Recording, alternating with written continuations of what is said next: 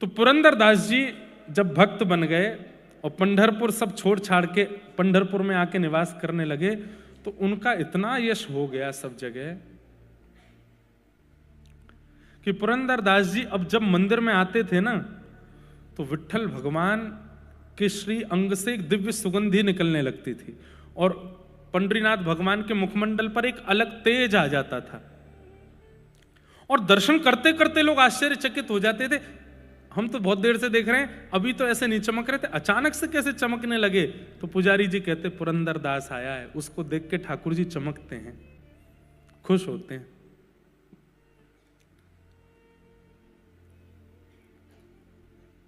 अब तो ऐसी स्थिति हो गई, लोग बाहर दर्शन करते थे पंडरीनाथ भगवान का और जैसी सुगंधी आती थी सबको पता चल जाता था पुरंदरदास आया होगा, और पीछे मुड़ के देखते तो पुरंदरदास जी आए हुए होते थे। अब इससे हुआ क्या कि उनकी प्रसिद्धि इतनी हो गई पूरे पंढरपुर में कि अब पुरंदरदास जी जब अपने घर से निकलते थे तो रोड़ों को लोग फूलों से सजा देते थे, उनके चरण छूते थे, ऊपर से पुष्प वर्षा करते थे, माला पहनाते थे, उनको वंदन करते थे। लोग बाग घुटनों पर बैठ के रोते थे पुरंदरदास जी को देख करके कि आप इतने बड़े भक्त हैं, आप हम पे कृपा करो। भक्ति में प्रसिद्धि मिले आपके हाथ में नहीं है, पर प्रसिद्धि को स्वीकार करना अस्वीकार करना यह आपके हाथ में है।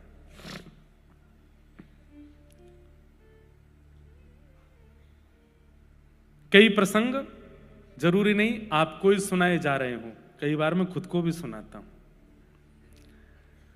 प्रसिद्धि मिलती है, एक भक्त जब भक्ति करने लगता है और उसकी भक्ति से कुछ लोगों के जीवन में परिवर्तन होने लगता है तो निश्चित है उसको प्रसिद्धि मिलती है, लेकिन प्रसिद्धि को वो स्वीकार ना करे। जब कोई उसको बहुत बहुमान करे, बहुत सम्मान करे, उस समय वो हाथ जोड़ करके ठाकुर जी से यही प्रार्थना करे, मैं लायक तो नहीं हूं इसके, ये सब आप करवा रहे हो नाथ। बहुत ध्यान से सुनिएगा बंधु, बहुत अच्छा प्रसंग है। तो पुरंदरदास जी अपने घर से निकलते हाथ जोड़ते हुए, जो लोग माला पहनाते, प्रणाम करते, वंदन करते, रोते विलकते, सबको देख करके पुरंदरदास जी यही कहते, हे पंडरीनाथ, मैं इसका अधिकारी नहीं हूं, मेरा इतना सम्मान मत कराओ, मैं इसके योग्य नहीं हूं, मेरे साथ ऐसा मत करवाओ। हाथ जोड़ते हुए जाते थे। इतनी प्रसिद्धि हो गई कि अब तो महाराष्ट्र में दूर दूर के शहरों के गांव के लोग पंढरपुर दो लोगों से मिलने आते थे, या तो पंडरीनाथ या पुरंदरदास। लेकिन अभी तक भी पुरंदरदास जी के चित्त में भक्ति का अभिमान नहीं आया था। एक दिन पंडरीनाथ भगवान, सालों निकल गए, खूब प्रसिद्धि हो गई, पंडरीनाथ भगवान बोले कि अब समय आ गया, क्या, अब पुरंदरदास की परीक्षा लेनी,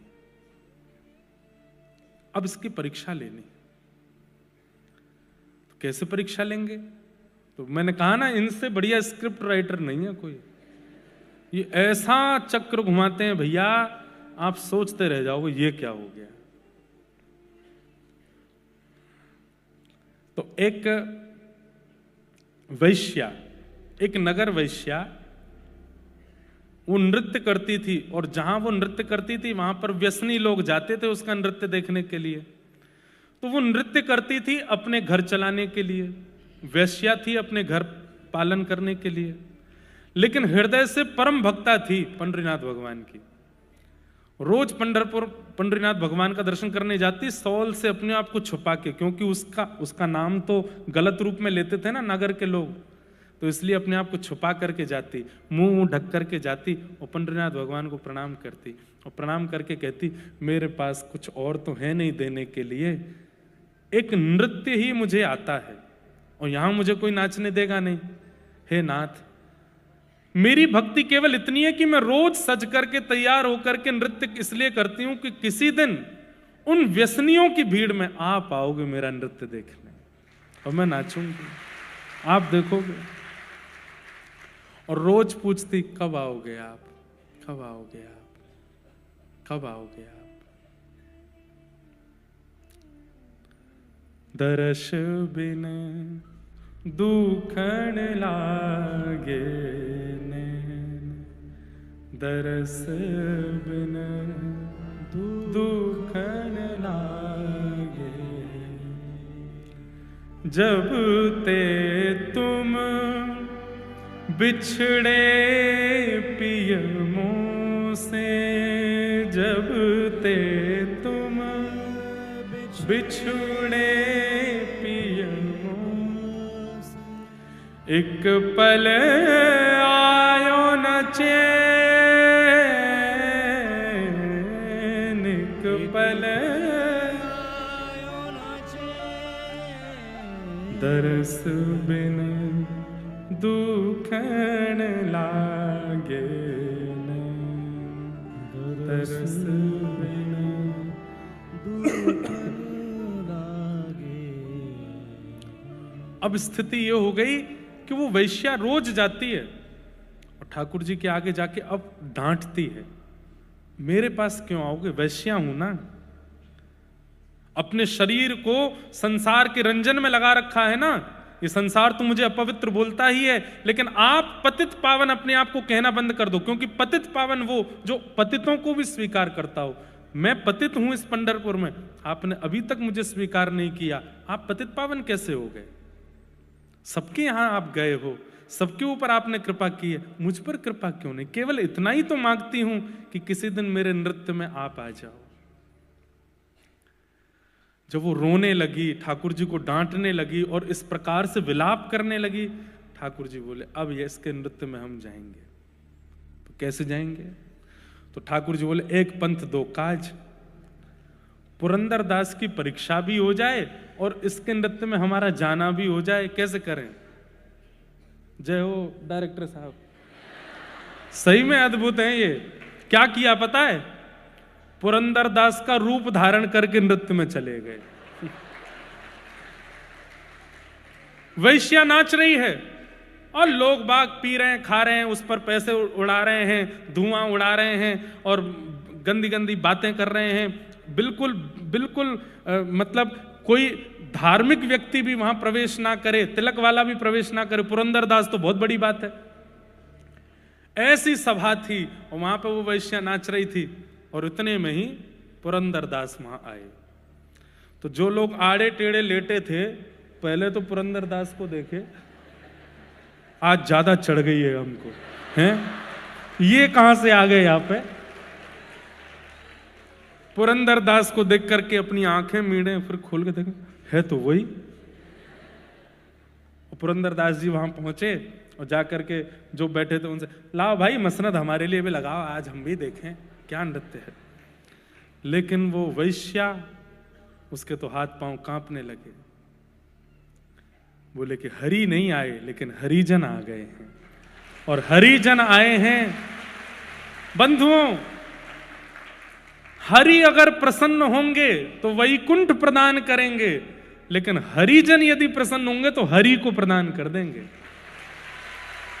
हरि प्रसन्न हो ये बाद की इच्छा होनी चाहिए, हरिजन प्रसन्न हो ये पहली इच्छा होनी चाहिए। हरिजन प्रसन्न, आपने हरिजनों को ही उठा रखा है, हरि रिझेंगे आपसे? हरिजनों को ही पीड़ा दे रखी है, हरिजनों को ही कष्ट दे रखा है, हरिजनों को रुलाया है, हरि कैसे मिलेंगे आपसे? वो तो इतनी प्रसन्न हो गई, हे पंडरीनाथ अब आप भले ही मत आना, मुझे तो मिल गया, मेरे हरिजन आ गए सामने, अब तो वो ऐसा नृत्य करे, ऐसा नृत्य करे। लेकिन वहां जो बैठे व्यसनी लोग थे उनको नृत्य दिखाई नहीं दे, वो तो पुरंदर दास को देखें और आपस में चर्चा करें, हमारी पत्नी इनका प्रवचन सुनती है, अभी रुक उसको पकड़ के लाता हूं, दिखाऊं तो सही उसके गुरु का रूप। दौड़ा दौड़ा गया, कोई अपनी पत्नी को बुलाने गया, कोई अपने मित्रों को बुलाने गया, कोई अपने जो प्रवचन सुनते थे, जो उनको प्रणाम करते, सबको खींच के लाया, देखो तुम्हारा पुरंदर दास क्या कर रहा है। और सब लोग आकर के अपने मुंह पे हाथ, हाय राम हाय, ये पुरंदर दास वैश्या, छी छी, राम राम राम राम राम। हमसे कहा मोह माया से दूर रहो, खुद आ गए यहां पर। हमसे कहा ऐसे मत करो, और खुद बैठे यहां पर वैश्या का नृत्य देख रहे हैं। और महाराज हद तो तब हो गई जब वैश्या ने नृत्य करके नित्य विराम किया, तो पुरंदरदास जी वाह वाह वाह वाह, क्या दूं क्या दूं क्या दूं, इतना अद्भुत नृत्य। तो अपने हाथ के सोने का कड़ूला उतार करके वैश्या को दे दिया। बहुत अच्छा नाचती हो, क्या, मैं तो आनंदित हो गया। अब तो महाराज काना फूसी होते होते सुबह हुई नहीं, रात में पूरे पंढरपुर को पता चल गया कि ऐसा हुआ है। सोचो उस समय तो सोशल मीडिया भी नहीं था, तब तो कानों कानों से बात पहुंच गई। कभी कभी मुझे लगता है भक्ति का प्रसंग आग की तरह नहीं फैलता। भक्ति का प्रसंग कैसे फैलता है? शहद की तरह। शहद को फैला दो, उसको यहां से वहां पहुंचने में, शहद भी लिक्विड फॉर्म है, बहुत धीरे धीरे जाएगा। ये भक्ति का स्वरूप है। और संसारी विषय कैसे फैलेगा? जैसे कोई पेट्रोल में आग लगा दो, एक संग सब धराशायी। आपको प्रचार के लिए पैसा वेस्ट करने की आवश्यकता नहीं है।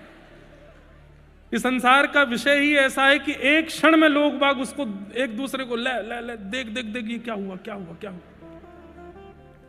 उस समय पे ये हो सकता था, तो आज कौन सी बड़ी बात है। पुरंदरदास जी का इतना अपयश हो गया। अब पुरंदरदास जी प्रेम से सो रहे थे, तो पंडरीनाथ भगवान थे, पुरंदरदास थोड़े ही थे। ठाकुर जी बढ़िया मटकते हुए जा रहे हैं, सब जो लोग बाग खड़े थे मुंह पे हाथ धर के, क्या नाचती है ये एक।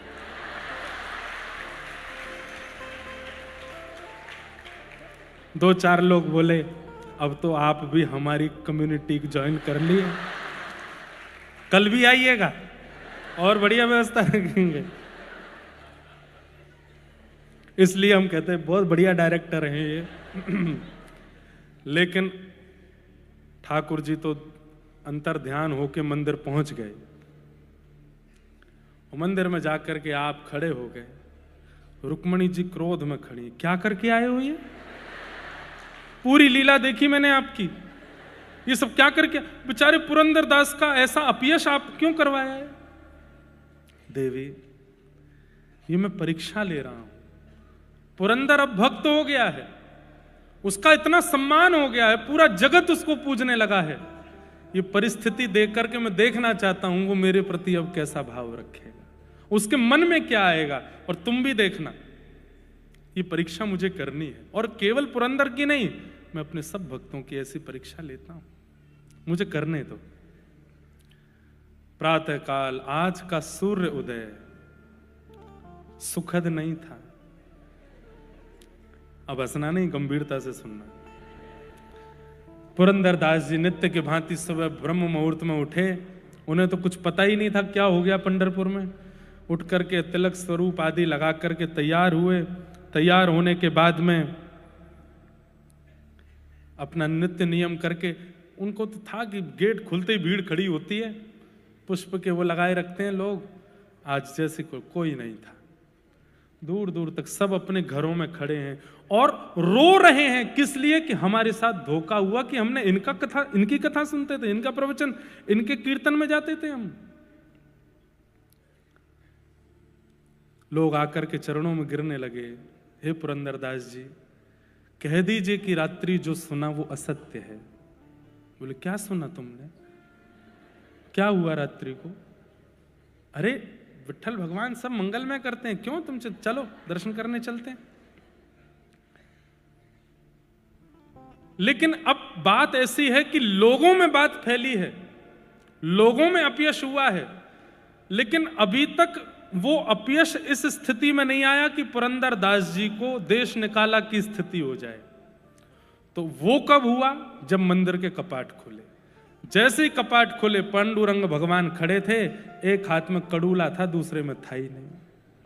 और जब दूसरे में कड़ूला नहीं देखा तो पुजारियों ने हल्ला मचाया, बोले तुरंत पंढरपुर की सारी नाकाबंदी कर दो, बाहर कोई निकलने ना पाए। ठाकुर जी के आभूषण चोरी हुए हैं, ठाकुर जी का एक कड़ूला नहीं है, जांच करो, घर घर में जाकर के ढूंढो किसने करी है ये चोरी।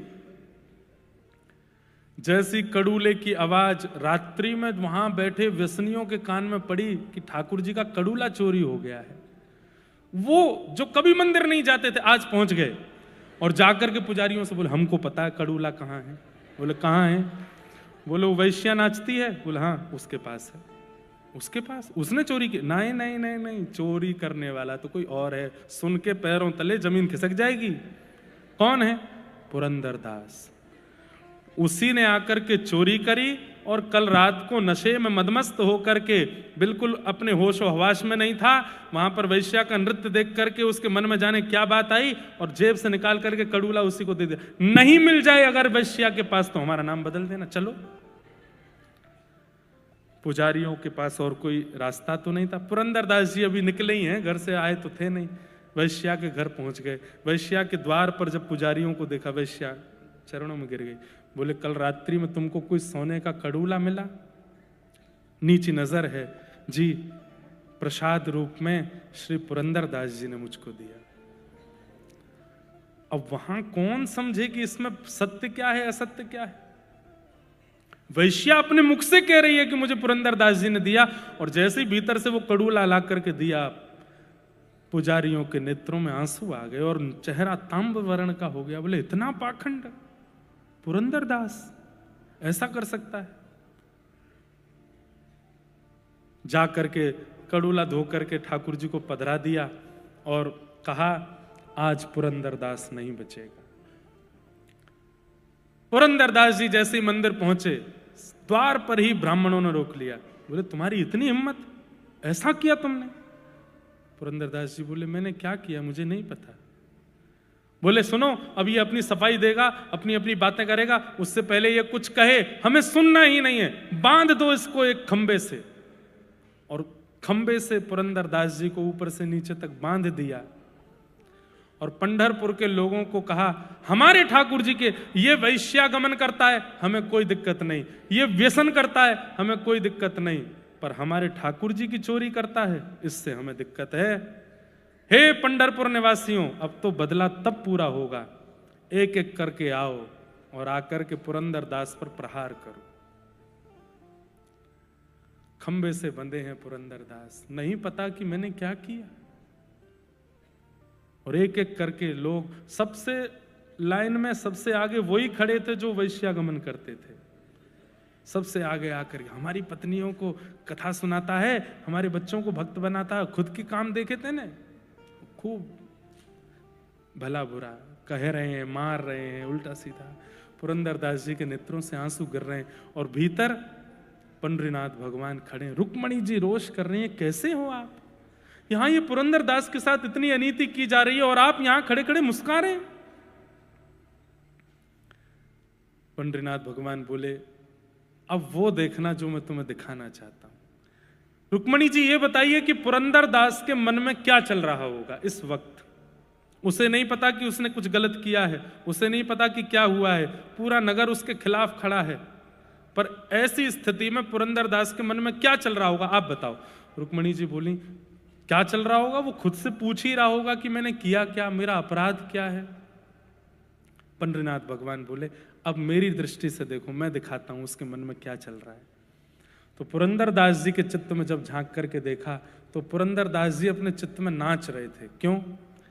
कह रहे थे, अरे पुरंदर, तुझे ठाकुर जी ने दंड दिया था कि तीर्थों में जा जा करके सब तीर्थ के देवताओं की स्तुति करना, और ऐसा शास्त्रों में लिखा है कि पुण्य क्षेत्रे कृतम अन्य क्षेत्रे कृतम पापम पुण्य क्षेत्रे विनश्यति और पुण्य क्षेत्रे कृतम पापम वज्रलेपो भविष्यति। भैया, घर परिवार में किए गए पाप पुण्य क्षेत्र तीर्थ में जाकर के नष्ट हो जाते हैं, पर तीर्थ में किए गए पाप तो पत्थर की लकीर हो जाते हैं। पुरंदर अपने मन में विचार कर रहा है, मैं इतने दिन से तीर्थ यात्रा पे था, निश्चित ही तीर्थों में मुझसे कुछ अपराध हुआ होगा। और पंडरीनाथ सोच रहे होंगे कि तीर्थों में किए गए पाप पत्थर की लकीर ना बन जाएं, कैसे भी करके अपयश करवा करके इसके तीर्थों के पाप नष्ट करवा दिए जाएं, इसलिए पूरे पंढरपुर के द्वारा मेरा अपयश करवा रहे हैं। मुझसे निश्चित ही तीर्थ क्षेत्रों में पाप बना होगा, ये पंडरीनाथ भगवान मेरा भला करवा रहे हैं, मेरे कोई शेष पाप रह गए होंगे, उनको इस अपयश के द्वारा, ये लोगों की अनर्गल बातों के द्वारा ठाकुर जी कटवा रहे हैं। कोई बात नहीं पुरंदरदास, विट्ठल ने तेरे लिए अच्छा सोचा है, इसलिए सब हो रहा है, स्वीकार कर ले। रुक्मणी जी के नेत्र सजल हो गए। और पंडरीनाथ भगवान के चरणों में प्रणाम करते हुए कहते हैं, हे भगवान, मैं मान गई आपके भक्तों के चित्त को, जो कैसी भी परिस्थिति जीवन में आ जाए लेकिन विचलित नहीं होते हैं। अब भी वो यही सोच रहा है कि आपने उसके लिए कुछ अच्छा सोचा है, इसीलिए ये सब हो रहा है। पर अब इसके ऊपर होने वाली पीड़ा मैं सह नहीं पा रही हूं, अब आप कुछ करो। और तभी पंढरपुर में मानो जैसे एक आकाशवाणी जैसे होने लगी, पूरे पंढरपुर के लोगों को सावधान की स्वर सुनाई देने लगा। सब विचलित हो गए, कहां से आ रहा है स्वर। तभी देखा मंदिर में खड़े पांडुरंग भगवान बोल रहे हैं, मैं बोल रहा हूं, अभी इसी वक्त पुरंदरदास को खोल दो। इसने कोई भी पाप नहीं किया है, इसने कोई भी ऐसा अनर्गल कृत्य नहीं किया है। उस वैश्या की इच्छा थी कि मैं उसके नृत्य में जाऊं, पर मैं अपने रूप में जाता तो वो नृत्य नहीं कर पाती, इसलिए मैं ही पुरंदरदास का रूप धारण करके गया और उस वैश्या के नृत्य में जाकर के मैंने ही अपना कड़ूला प्रदान किया। वास्तव में इस कृत्य के द्वारा मैंने दोनों को स्वीकार किया है, पर तुम लोग समझ नहीं पाए। सुनते ही सब पंढरपुर के लोग ठाकुर जी के चरणों में वंदित हो गए, हमें क्षमा कर दो नाथ, हम जान नहीं पाए, हम समझ नहीं पाए। बंधुओं, जब जीवन में नाम विराजमान होता है, जीवन में भक्ति विराजमान होती है, तो आपको हर परिस्थिति, आप गिर भी जाओगे ना, पैर में घुटने में चोट लगेगी, संसारी लोग होंगे तो क्या सोचेंगे, कोई गाली दे रहा है तभी गिर गया मैं। लेकिन भक्त क्या सोचेगा, ठाकुर जी शायद इसमें कुछ भलाई चाहते हैं, मेरे पैर का हड्डी टूटी, शायद इससे ठाकुर जी कुछ अच्छा करना चाहते हैं, इसलिए ये विचार कभी मन से जाने मत दो। बंधुओं, जो हो रहा है आपके साथ, ध्यान से सुनिएगा, जो हो रहा है आपके साथ ये तो कुछ भी नहीं है, इससे भी खतरनाक हो सकता है। उस स्थिति में भी ये विचार मन में रखना कि ठाकुर जी ने कुछ अच्छा ही सोचा है, ये मेरे साथ कुछ गलत नहीं होने देंगे ठाकुर जी ने। फिर पता है क्या होगा, अगर आपके प्रारब्ध के कारण कुछ गलत होना भी होगा, लेकिन आपकी ऐसी विचारधारा होगी कि नहीं ठाकुर जी ने कुछ अच्छा ही सोच के रखा है, तो ठाकुर जी अच्छा ही कर देंगे, उसको बिगड़ने नहीं देंगे।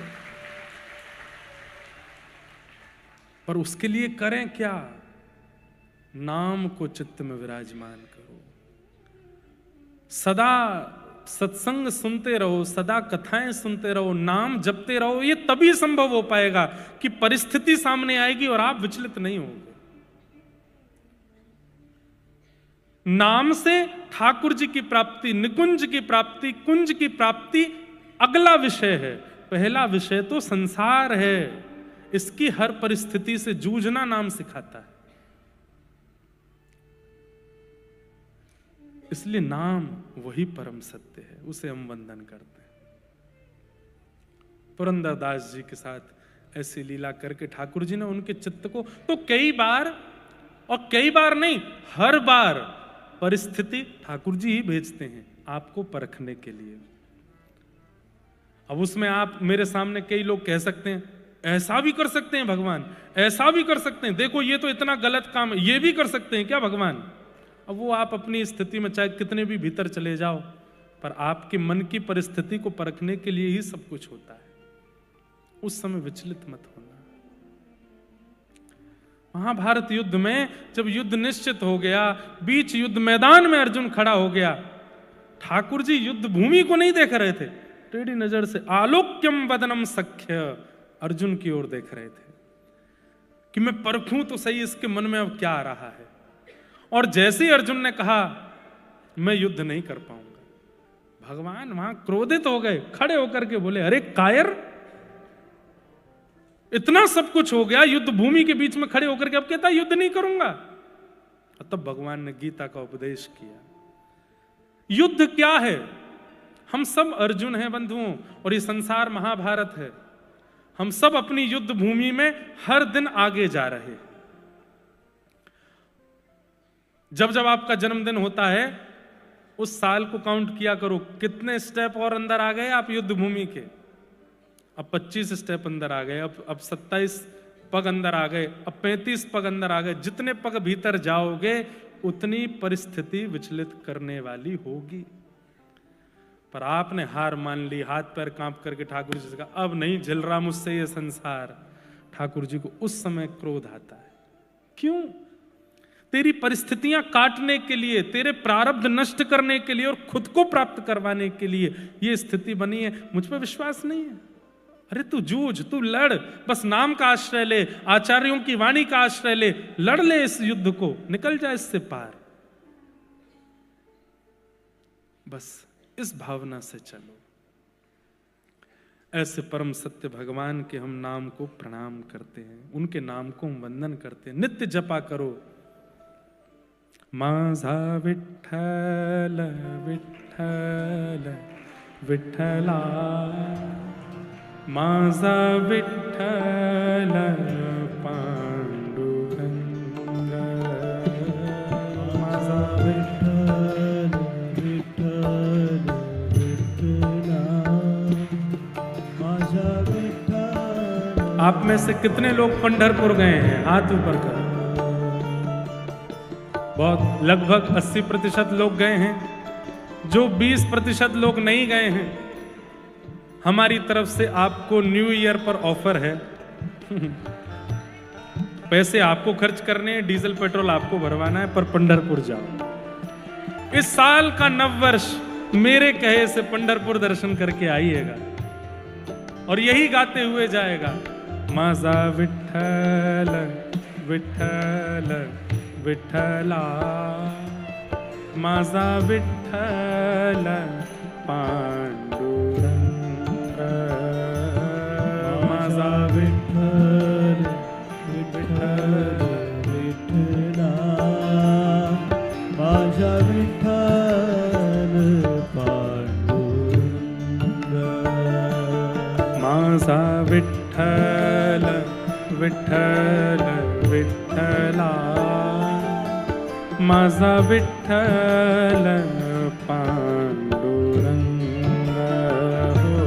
माझा विठ्ठल विठ्ठल विठ्ठला, माझा विठ्ठल पांडुरंग। हे माझा विठ्ठल विठ्ठल विठ्ठला, माझा विठ्ठल विठ्ठल विठ्ठला, हे माझा विठ्ठल विठ्ठल विठ्ठला, माझा विठ्ठल विठ्ठल विठ्ठला, हे माझा विठ्ठल विठ्ठल विठ्ठला,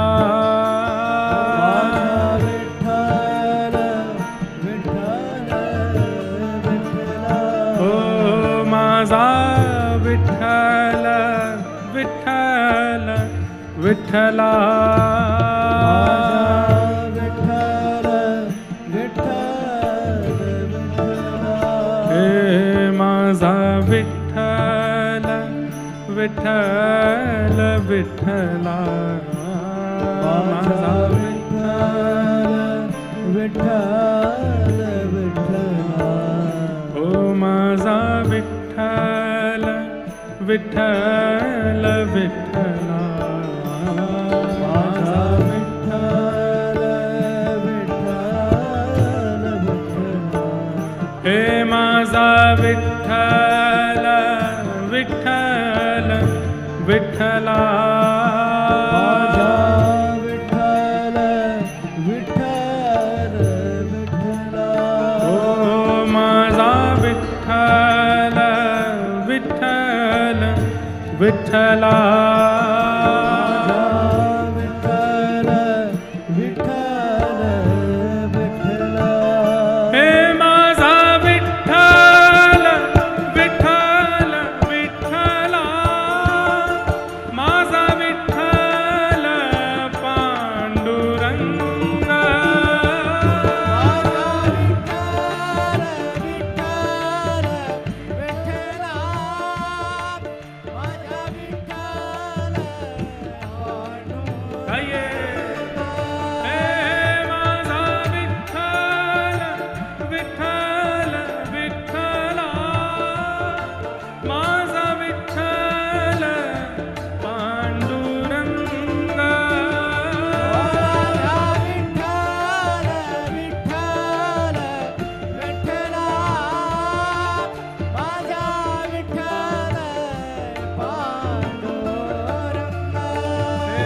विठ्ठल माझा माझा माझा माझा माझा विठ्ठल माझा माझा माझा माझा माझा हे विठ्ठल माझा माझा माझा माझा माझा विठ्ठल माझा माझा माझा माझा हे विठ्ठल माझा माझा मी विठ्ठल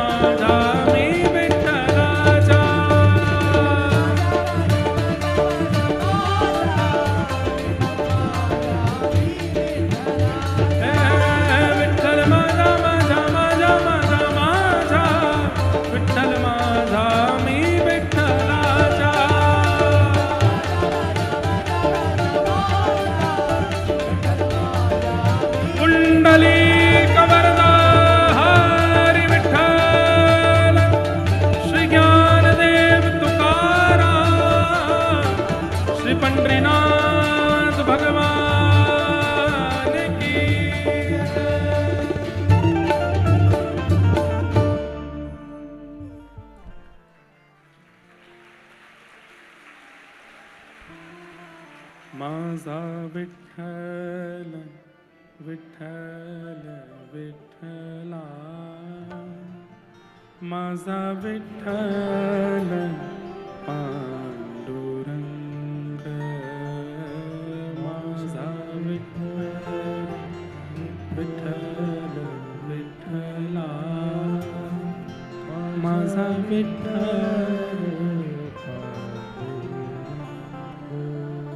हमारे भारत में अनेक देवालय हैं,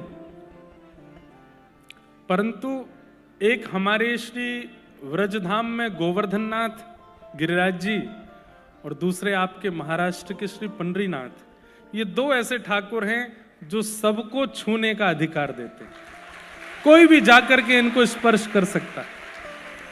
आप व्रजमंडल में जाइए, गिरिराज जी की परिक्रमा करो, बगल में गोवर्धननाथ जी के किसी भी स्वरूप को आप जाकर के हृदय से लगा सकते हो, स्पर्श कर सकते हो। आप उनके प्रति पर्वत बुद्धि मत रखा करो, पाषाण बुद्धि मत रखना कभी भी गोवर्धननाथ जी के प्रति। ये विचार मत करना कि ये पर्वत है, ये पत्थर हैं, या ये ऐसे ही रखे हैं। अरे जो गर्भगृह में हैं उनकी तो हमारे नेत्रों में बड़ी महिमा हो जाती है। भाई इनको हम छू नहीं सकते, इनको पुजारी जी छूते हैं, इनकी अष्टयाम सेवा होती है, ये ही भगवान है। नहीं, श्री गिरिराज जी, गोवर्धननाथ जी, उनके जो स्वरूप हैं वो जहां आपको दिख जाएं, आप गिरिराज जी की परिक्रमा में कभी कभी भीतर को प्रवेश करके ऊपर मत चढ़ना। जो जब आप मुखारविंद से परिक्रमा प्रारंभ करते हैं तो वहां जा सकते हैं, अंदर जंगल वन है थोड़ा, वहां जाके आप गिरिराज जी को हृदय लगा सकते हो, स्पर्श कर सकते हो। जैसी सेवा आपको ठाकुर जी की करनी हो सब कर सकते हो। या दूसरा अधिकार, बहुत ही आपकी इच्छा है कि नहीं गर्भगृह वाले ठाकुर जी छूने हैं तो पंढरपुर चले जाओ, वहां हर वैष्णव को अधिकार है। कोई वीआईपी नहीं है, कोई वीवीआईपी नहीं है, कोई संत नहीं है, कोई प्रोटोकॉल नहीं है, सबको अधिकार है। गर्भगृह में जाओ और श्री पंडरीनाथ भगवान के चरणों को पकड़ करके स्पर्श करो, सिर स्पर्श करो, ठाकुर जी के चरणों की सुगंधी अपने माथे से लगाओ, सबको स्पर्श का अधिकार। ऐसे श्री पंडरीनाथ भगवान।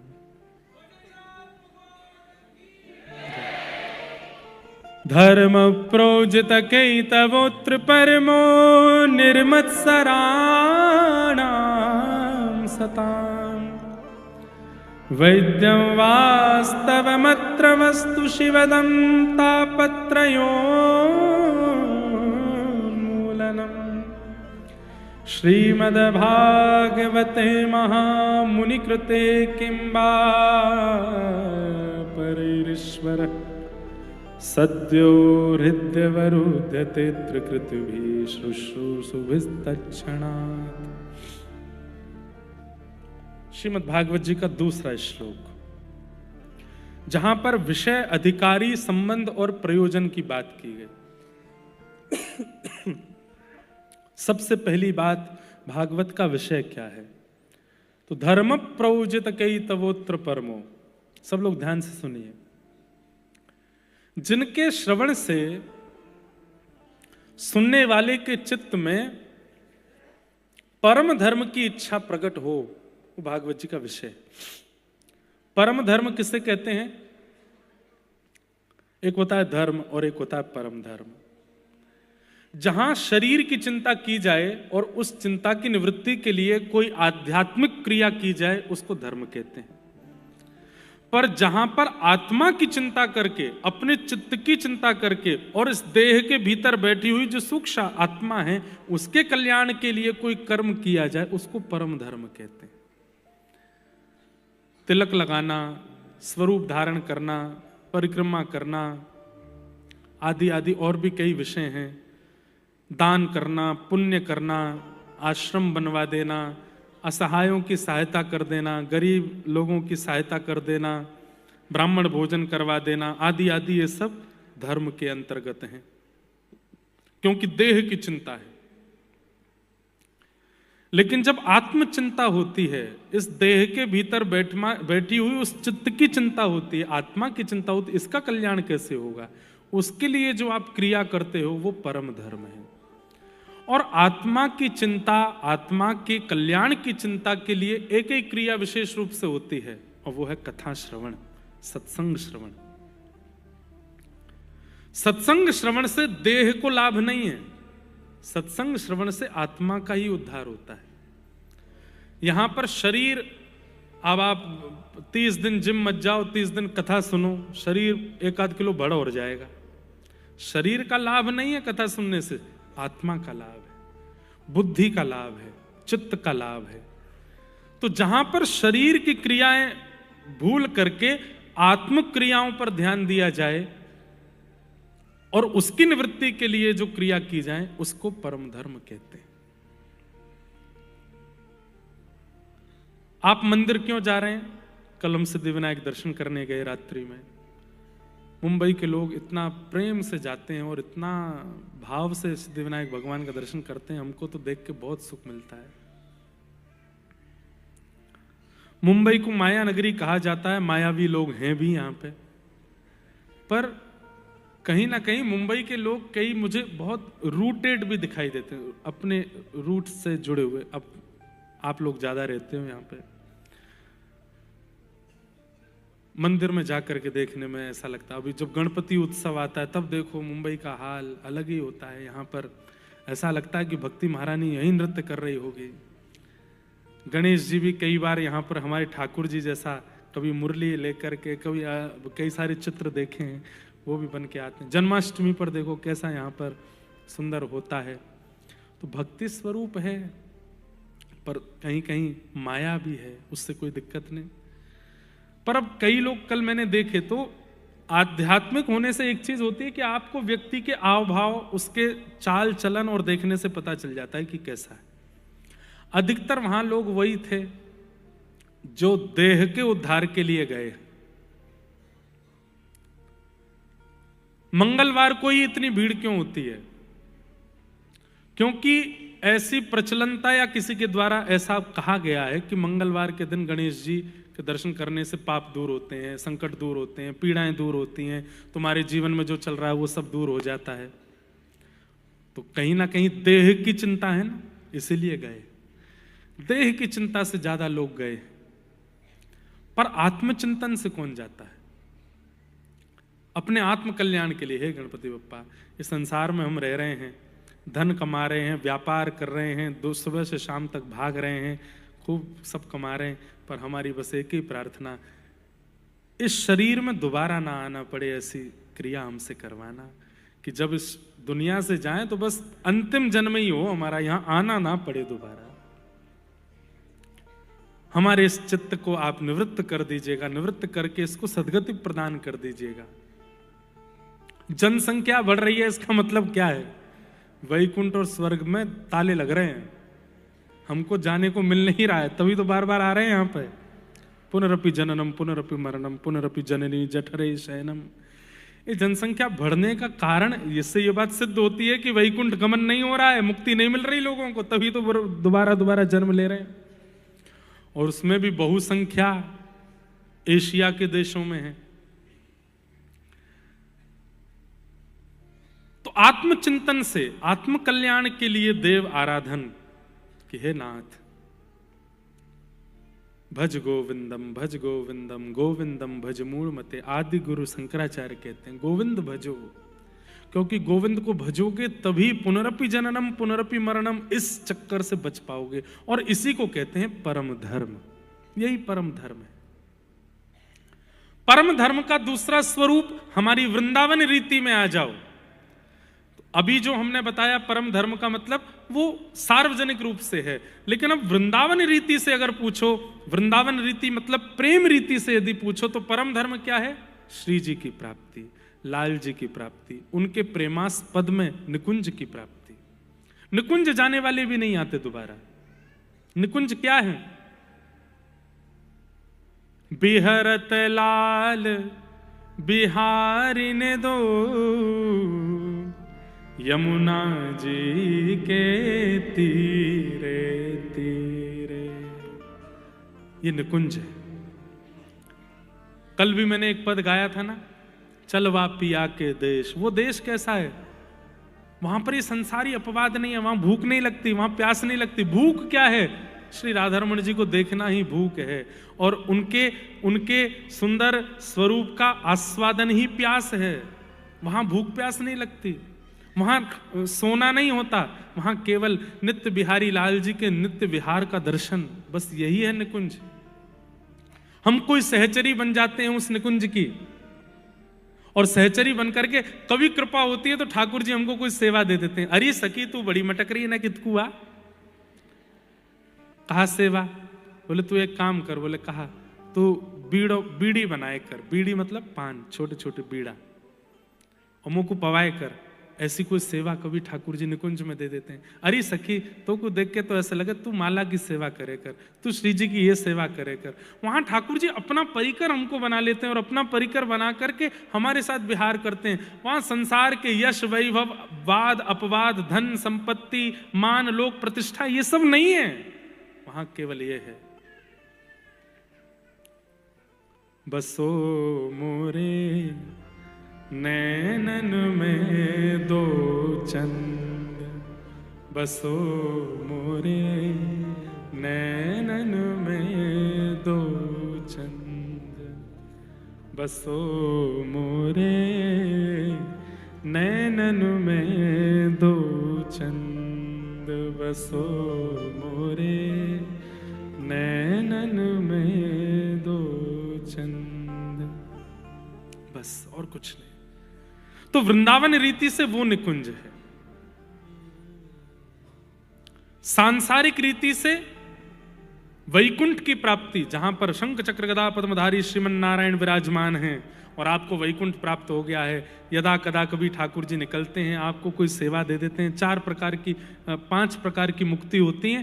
प्रसंग आएगा कल के प्रसंग में, उसका फिर विस्तार से मैं वर्णन करूंगा कौन कौन सी मुक्ति होती है।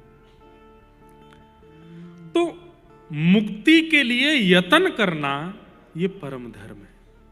मुक्ति मतलब इस संसार में पुनर्ना आना पड़े, वही मुक्ति है। और उसके लिए जो यत्न है वो परम धर्म है। यही भागवत का विषय है कि सुनने वाले श्रोताओं को यह सिखाया जाए कि भाई ऐसी जीवन क्रिया करो, ऐसा नियम रखो, ऐसा स्वभाव रखो, ऐसे विचार करो कि आपके क्रिया विचार स्वभाव कर्म से पुनर्जन्म की स्थिति ना बने। ये जो सिखावे वो भागवत का विषय। दूसरी बात, इस भागवत प्रसंग का अधिकारी कौन है? कौन डिजर्व करता है यहां बैठना, ये सुनना और इसका पालन करना? तब कहते निर्मत सराणाम सताम, जिसके चित्त में मात्सर्य दोष नहीं है। कितनी बड़ी बात, मैं लगभग कथा में इस बात को कोट करता हूं कि सबसे बड़ा दोष क्या है संसार में? काम बड़ा दोष नहीं है।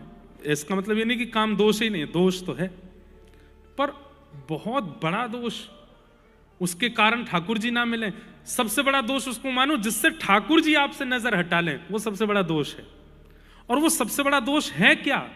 काम नहीं है, क्रोध नहीं है, लोभ नहीं है, मोह नहीं है, अहमता नहीं है, ममता नहीं है, और जो भी दोष संसार में है वो बहुत बड़े दोष की श्रृंखला में नहीं आते जिससे ठाकुर जी आपसे नजर हटा लें।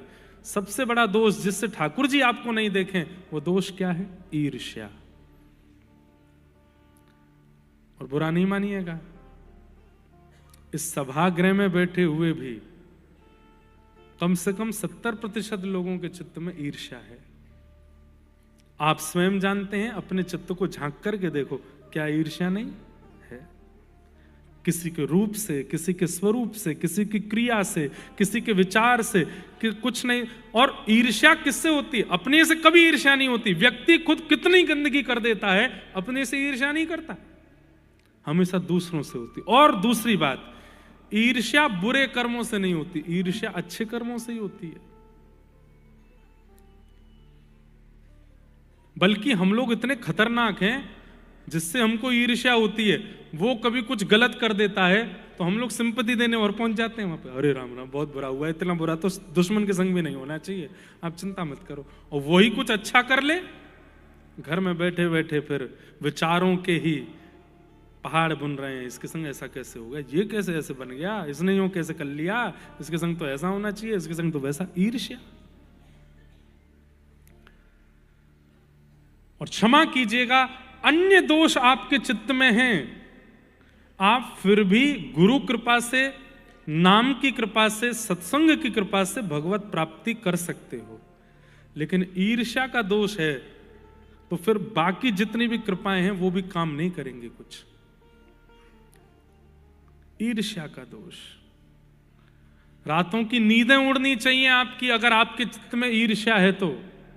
कैसे कर सकता हूं मैं ऐसे, कैसे किसी के बारे में विचार कर सकता हूं। और विचार, ईर्ष्या भी 3 प्रकार की होती है, मनसा, वाचा और कर्मणा। ईर्ष्या का सबसे पहला रूप जो कि 99% विश्व के हर व्यक्ति के अंदर है वो है मानसिक ईर्ष्या। करता कुछ गलत नहीं है, बोलता कुछ गलत नहीं है, पर मन में ईर्ष्या है। समझ रहे हैं बात को?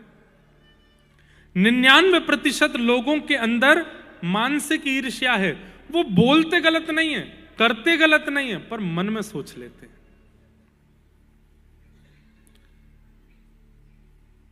इनके साथ ऐसा कैसे होगा, ये ऐसे कैसे कर सकते हैं, ये कैसे प्राप्त हो सकता है इनको, ये इतने बढ़िया क्यों है, ये ऐसा क्यों। और ये मानसिक ईर्ष्या। और जब मानसिक ईर्ष्या उसके साथ और पाप जुड़ जाते हैं तो वो मानसिक ईर्ष्या वाचा ईर्ष्या में प्रकट हो जाती है। फिर व्यक्ति जो मन में ईर्ष्या कर रहा है वो वाणी से भी करने लगता है। 4 लोगों के बीच में बैठे थे और उस व्यक्ति की चर्चा हुई जिससे ईर्ष्या हुए है, भाई उसकी बात मत करो, हमसे पूछ लेना, हाँ हम सब जानते हैं कैसा है क्या है, ठीक है, हमारे सामने मत बोलो, ऐसा किया उसने, ऐसा किया उसने, ये किया उसने, तुमको क्या पता, हमसे पूछो। ये वाचा की ईर्ष्या। जब मानसिक ईर्ष्या के साथ और पाप जुड़ जाते हैं तो वाचा की ईर्ष्या प्रकट हो जाती है। और जब आप प्रचंड पापी हो जाते हैं तो फिर मनसा वाचा से उठ करके आप कर्मणा ईर्ष्या में आ जाते हो। आप करने लगते हो कि ऐसा कुछ करूं कि इसके साथ कुछ अपराध हो, इसके साथ कुछ गलत हो, इसकी निंदा हो, इसके साथ ये हो। वो कर्मणा ईर्ष्या है। और ईर्ष्या यदि मनसा, वाचा और कर्मणा तो बहुत आगे की बात है, मनसा ईर्ष्या भी है तो एक बात याद रख लीजिएगा, ठाकुर जी की मिलने की जो डायरी बोल लो या फिर वो लाइन बोल लो या फिर वो स्थिति बोल लो, उसमें आपका नाम दूर दूर तक नहीं है। कामी को मिल जाएंगे ठाकुर जी, क्रोधी को मिल जाएंगे, लोभी को मिल जाएंगे, और दोष वालों को मिल जाएंगे। अरे कहां तक कह दूं, स्वपच भक्ष खाने वाले को भी ठाकुर जी कृपा करके प्राप्त कर सकते हैं, पर ईर्ष्यालु को प्राप्त नहीं होते। इसलिए हमारी प्रार्थना, आज से अपना भजन अन्य भावों को बाद में, श्री जी की प्राप्ति हमारी फर्स्ट प्रायोरिटी हो जाती है। हम लोग नाम दीक्षा लेते ही, नाम जप लेते ही, गुरु आज्ञा प्राप्त करते ही, धाम जाते ही, सबसे पहले हमारी इच्छा आज से ही सबसे पहले श्री जी की प्राप्ति हो जाए, इसी भाव से नाम जप कर रहे हैं। नहीं, पहले अपने अवगुणों की लिस्ट बनाओ। पहले श्री जी मैं आपके लायक बनूंगा, पहले आपके लायक बनने के लिए ये दोष मेरे अंदर है, इन दोषों को नाम से नष्ट करूंगा, तब मैं आपकी प्राप्ति के लिए भजन करूंगा। छोटे छोटे बच्चे आते हैं, महाराज जी श्री जी क्यों नहीं मिल रही, वृंदावन क्यों नहीं मिल रहा, धाम की कृपा क्यों नहीं हो रही। आप पहले योग्य तो बनो, पहले उस लायक तो बनो, और उस लायक बनने के लिए पहले अपने स्वभावों का चिंतन तो करो। हर दिन अभी मेरे अंदर जो काम है उसको समाप्त करने के लिए कुछ दिन का नाम जप है कि ये काम समाप्त होना चाहिए। अब धीरे धीरे लगने लग जाए कि हाँ अब काम विश्राम में है, अब क्रोध के लिए नाम जप करो, अब लोभ के लिए नाम जप करो, अब ईर्ष्या के लिए नाम जप। और एक बात, एक बिल्कुल अंतिम बात कह दूं, काम क्रोध लोभ के लिए तो नाम जप बाद में देख लेना, आप केवल ईर्ष्या के लिए नाम जप करो कि मुझे ईर्ष्या ना हो किसी से। किशोरी मोहे अपनों सो कर लीजे किशोरी मोहे, अपनों सो कर, आप अपने जैसा मुझे कर दो। इस भावना से नाम जप आप कर सकते हो, इस भावना से गुरु मंत्र का जाप आप कर सकते हो, इस भावना से आप कथा सुन सकते हो, इस भावना से परिक्रमा लगा सकते हो कि हे किशोरी जी आप जैसा मुझे कर दो। कैसी हैं किशोरी जी?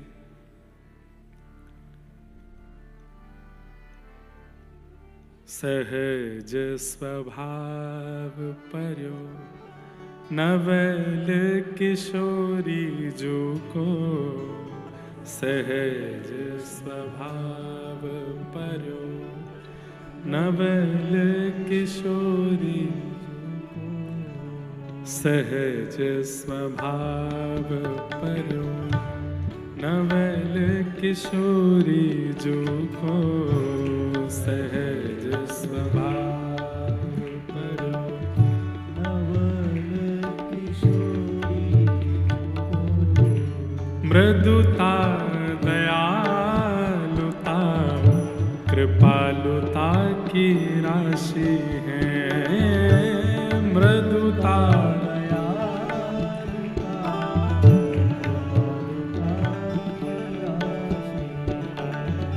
सब सखियां कहती हैं अरे श्यामाजू इतनी भोरी हो आप। बोले कैसी भोरी?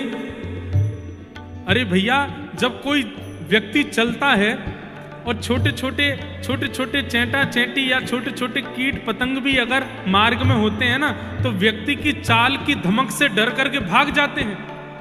लेकिन हमारी वृषभानु नंदिनी जब किशोरी जी चलती है ना तो मार्ग में छोटे छोटे कीट पतंग चैंटी चैंटा आ भी जाते हैं तो रुक जाते हैं। क्यों? इतने निर्भीक हैं, वे जानते हैं कि किशोरी जी इतनी कोमल अंग की हैं कि ये चरण रख भी देंगे तो भी हमारे प्राण ना निकले, वो निकल भी गए तो निकुंज की प्राप्ति हो जाएगी। वो भी डरते नहीं है। किशोरी जी चलती भई आ रही है, चैंटा चैंटी छोटे छोटे कीट पतंग वो स्थिर हो जाते हैं। अरे सखियों को बुहारना पड़ता है, किनारे करना पड़ता है। श्यामाजू कभी देखा होगा किसी चित्र में या किसी भावना में कि किशोरी जी चल रही हैं, क्यों चमर डुराए जा रहे हैं, क्यों आगे सोहनी लेकर के सखियां चल रही हैं, क्यों छत्र चमर लेकर के चल रहे हैं। अरे भैया जब किशोरी जी निकलती हैं तो जितने भी छोटे छोटे कीट पतंग हैं वो समीप आने का प्रयास करते हैं कि स्पर्श हो जाए और हमारा उद्धार हो जाए। उन्हें भय नहीं लगता किशोरी जी से। अरे चेंटी चेंटा जैसे भी जिनसे ना डरे वो हमारी किशोरी जी। हम उन्हें कैसे प्राप्त कर सकते हैं इतने दोषों में होते हुए? इसलिए नाम जब पहले दोष निवृत्त करने के लिए करो, पहले योग्य बनाने के लिए करो कि हम योग्य तो बने उनके। कैसी हैं हमारी किशोरी जी? हे ऐसी सुकुमारी प्यारी लालजू की प्राण प्यारी, ऐसी सुकुमारी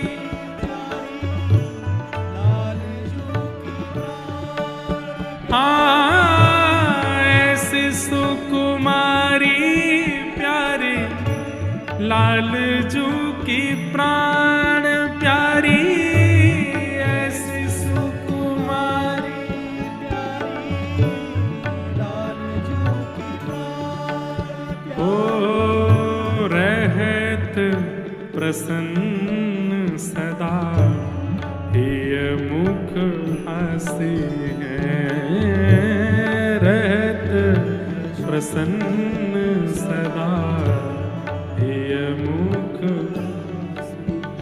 हो, सहज स्वभाव पर नवल किशोरी जो को, सहज स्वभाव पर नवल किशोरी, मृदुता दयालुता कृपालुता की राशि है, मृदुता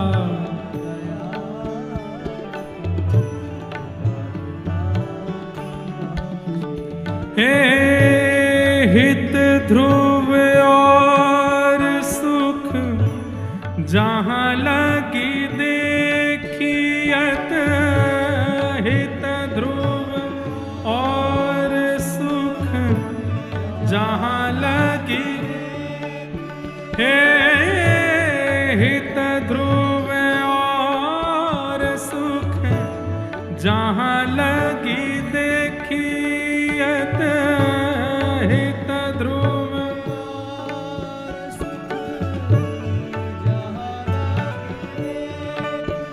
हो, सुनियत जहाँ लगे सबे दुख पासी है, सुनियत जहाँ लगे सब सुख पासी है।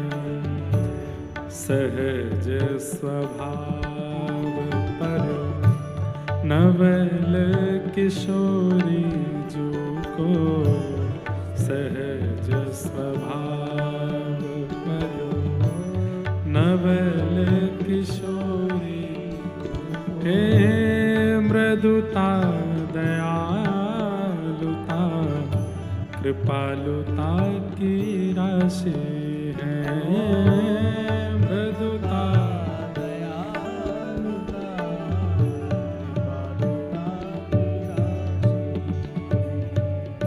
ऐसी सहज स्वभाव की हमारी किशोरी जी, और हमारे चित्त में इच्छा है कि हमें निकुंज प्राप्त हो, हमें श्री जी प्राप्त हो, तो पहले उनके स्वभाव के अनुकूल तो बनो। तो प्रथम नाम जप श्री जी के स्वभाव की अनुकूलता के लिए होना चाहिए, हम उनके स्वभाव के अनुकूल बन जाए। निर्मत सराणाम सताम, और स्वभाव की अनुकूलता में सबसे ज्यादा जो आवश्यक है वो आवश्यकता है ईर्ष्या के नाश की। हमारे चित्त से ईर्ष्या निकल जाए, कभी ईर्ष्या ना हो। तो भागवत जी का अधिकारी कौन, इस भावना का अधिकारी कौन, निकुंज का अधिकारी कौन, वैकुंठ का अधिकारी कौन, भगवत प्राप्ति का अधिकारी कौन, जिसके चित्त में मात्सर्य दोष नहीं है, ईर्ष्या नहीं है। वैद्यं वास्तवमत्र वस्तु शिवदं तापत्रयोन्मूलनम्। और जब विषय और अधिकार ये दोनों परिपक्व हो जाते हैं, तब तीसरी बात आती है कि संबंध, फिर ठाकुर जी से हमारा संबंध हो जाता है। कैसा? शिवदम, शिवदम मतलब कल्याणकारी। बंधुओं, भक्ति के पथ में जब आप चलने लग जाते हैं और आचार्यों की बात और नाम जप का पालन करने लग जाते हैं, तो भक्ति पथ में सबसे पहला पड़ाव क्या आता है? ठाकुर जी से आपको संबंध की अनुभूति होती है। ध्यान से सुनिएगा, ठाकुर जी के प्रति संबंध की अनुभूति होती है। ये मेरे कुछ हैं, ये भगवान है एक बात है, पर ये मेरे कुछ हैं। कई जन्मों से बुला रहे हो, कोई तो नाता जरूर होगा। नजरों से नजरें मिला न पाऊं, मेरी नजर का कसूर होगा। तुम ही तो मेरे माता पिता हो, तुम ही तो मेरे बंधु सखा हो। कितने रिश्ते तुम संग मेरे, कोई तो रिश्ता जरूर हो। आपके चाहने से संबंध ना हो, आपने, कई माताएं, कई बहनें, कई भाई लोग ठाकुर जी को अपने आप बना लेते हैं। ये तो हमारे लाला है, ये तो हमारा बेटा है, ये तो हमारा सखा है, ये तो हमारे ऐसे हैं। नहीं, आपके चाहने से नहीं। अब कई लोग हमको मिलते हैं दुनिया में, अच्छे अच्छे बड़े बड़े लोग मिलते हैं, वो दुनिया भर की बात बनाते हैं। जैसे अब किसका प्रमाण दें, संतों के लिए भी लोग बोल देते हैं कि जैसे कोई संत बहुत प्रसिद्धि को प्राप्त हो जाते हैं ना, तो उनके बारे में चर्चा करो, देखो भाई कितना अच्छा बोलते हैं, कितना इनका। हमसे पूछो, इनको कोई रोटी नहीं देता था तो हम खिला के आते थे। आज बड़े हो गए तो क्या हुआ, हमने रोटियां खिलाई हैं इनको। अब हम लोगों का संबंध ऐसा है ठाकुर जी से, महाराज जी ये तो हमारे लाला हैं ठाकुर जी के। हम भाई लाला हूं तेरो, लाला जैसे अपने आप ही अपने मन से ही बना रखो, लाला हूं मैं। या को मुंह से पूछी कभी कि मैं कहूं, मैं तो अपनी लाली मानू, तेरो बाप बनो बैठा हूं मैं तो तुम लाला कह रही है। तो आपके चाहने से संबंध नहीं, इच्छा होनी चाहिए कि मेरा नाता क्या है ठाकुर जी से, मेरा संबंध क्या है ठाकुर जी से। पर उस संबंध का प्रमाण ठाकुर जी दें आपको, उस संबंध का प्रमाण ठाकुर जी प्रस्तुत करें, और वो कहीं ना कहीं से आपको प्रस्तुत हो जाएगा। पता नहीं कहां की कथा थी, वहां पर इसी प्रसंग को मैं कह रहा था, तो किसी श्रोता ने मुझको लिख करके भेजा, महाराज जी मुझे ठाकुर जी बार बार होली खेलते हुए दिखते हैं स्वप्न में। जब जब मुझे नींद आती है या महीना 2 महीना में अगर ठाकुर जी का स्वप्न आता है, ठाकुर जी रंगों से खेलते हुए दिखते हैं। तो इसके पीछे मैं क्या मानूं कि ठाकुर जी मुझे क्या मानते हैं, मेरे से क्या संबंध रखा। तो मैंने विनोद में मैंने कहा, भाई देखो ऐसा तो नहीं कहीं ठाकुर जी आपको बुआ मानते हो, क्योंकि होली का बुआ थी। होली का प्रहलाद जी की बुआ थी ना, जिसको चिता में जलाया गया था। उन्होंने ऐसा भी लिखा था कि मैं बहुत दिन से प्रयास कर रही हूं, पूछ रही हूं कि ठाकुर जी मैं आपकी क्या लगती हूं। कोई उत्तर तो देते नहीं, होली का रूप दिखाते रहते हैं, होली खेलते हुए दिखाते हैं अपने आप को।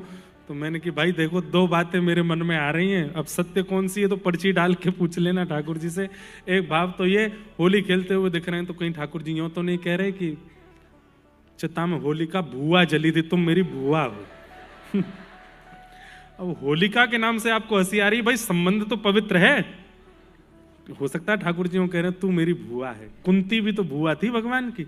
और आपको बताएं, श्री कृष्ण लीला में ठाकुर जी ने जिनसे अटूट प्रेम किया, उन सबकी श्रृंखला में एक नाम कुंती का भी। बहुत प्रेम करते हैं ठाकुर जी कुंती से। अभी कल शायद प्रसंग आएगा कुंती की स्तुति का, अगर मन होगा तो उसका विस्तार में करूंगा। हो सकता है कि ठाकुर जी होली दिखा रहे हैं तो ये भी कह सकते हैं। या फिर दूसरा भाव आता है सहचरी का। आप सहचरी हो, आप कोई सखी हो, कोई गोपी हो, और ठाकुर जी गोपियों के संग करते हैं होली का आनंद। अब ये 2 संबंध हैं, अब आप पर्ची डाल के अपने ठाकुर जी से पूछ लो तो बुआ मानते हो कि सखी मानते हो। उन्होंने पूछा होगा, पर आपको सांकेतिक रूप से स्वप्न में या तो ठाकुर जी संबंध का अनुभव करा देंगे, या फिर दूसरा अनुभव कैसे होगा, कहीं कथा सत्संग सुनने के लिए गए तो वहां पर प्रवचनकर्ता महाराज जी या प्रवचनकर्ता व्यास जी किसी संबंध विशेष के विषय में बार बार बोल रहे हैं, तो ये भी एक संकेत हो सकता है कि शायद ये संबंध ठाकुर जी। विचार करके बैठना, ठाकुर जी आप मेरे क्या हो, कथा में आके बैठो। और उस दिन अगर व्यास जी बार बार किसी संबंध के बारे में ज्यादा बोलें, पत्नी के विषय में बोलें या माँ के विषय में बोलें या सखा के विषय में बोलें, बार बार संकेत कर रहे हैं, और जब जब वो उस संकेत को करते हैं आपके हृदय में कुछ होता है, तो समझ जाओ कि ये संबंध है। तीसरा एक संकेत ऐसा हो सकता है कि आपने अपने गुरुजनों को प्रणाम किया, महापुरुषों को प्रणाम किया, और महापुरुषों ने आपको देख करके कोई शब्द से आपको संबोधित कर दिया। जैसे कोई बालिका ने प्रणाम किया तो लाली कह दिया, या लाला कह दिया, भैया बहन कह दिया, या भाई कह दिया, सखी कह दिया। कुछ भी संत जन कभी कभी बोल जाते हैं, हमेशा नहीं बोलते, कभी कभी बोल देते हैं। कई बार छोटे छोटे बच्चे भी प्रणाम करते हैं, तो हमारे ब्रज के संत आओ मैया, आओ माई प्रणाम करो। छोटी सी लाली है, वो प्रणाम करिए, संत उसको माई कह रहे हैं, मैया कह रहे हैं। तो ये भी एक संकेत हो सकता है। ठाकुर जी के ये सब स्पीकर हैं, यहां से ठाकुर जी संकेत दिला देते हैं। वो संकेत आपके चित्त में दृढ़ विश्वास प्रकट कर दे तो समझो यही संबंध है। ऐसे संकेत, और अंत में कुछ नहीं मिले, नई संकेत, बहुत मन में दुविधा बनती जा रही है, कुछ समझ ही नहीं आ रहा क्या संबंध है, तो फिर जिन जिन संबंधों पर आपको लगता है कि ये हो सकते हैं वो पर्ची बनाओ, ठाकुर जी पर डाल दो, और फिर जो सबसे समीप जावे उसको उठा के फिर वही संबंध आपका ठाकुर जी से है। तो भक्ति में सबसे पहला पड़ाव ही यही आएगा कि ठाकुर जी आपको अपने कुछ लगने लगेंगे कि ये मेरे कुछ हैं, ये भगवान है ये एक बात है, पर ये मेरे कुछ हैं, इनसे मेरा कोई संबंध है। वैद्यम वास्तवमत्र वस्तु शिवदम। श्रीमद् भागवत सुनने वाले लोगों का संबंध स्पष्ट हो जाता है कि ठाकुर जी आपके क्या है। कथा सुनने वालों का संबंध स्पष्ट हो जाता है, और वो संबंध कैसा होता है? बोले शिवदम, कल्याणकारी, मंगलकारी होता है। संसार के संबंध टूट जाएंगे, पर ठाकुर जी से जो आपका नाता जुड़ा है वो नहीं टूटेगा, वो सदा बना रहेगा।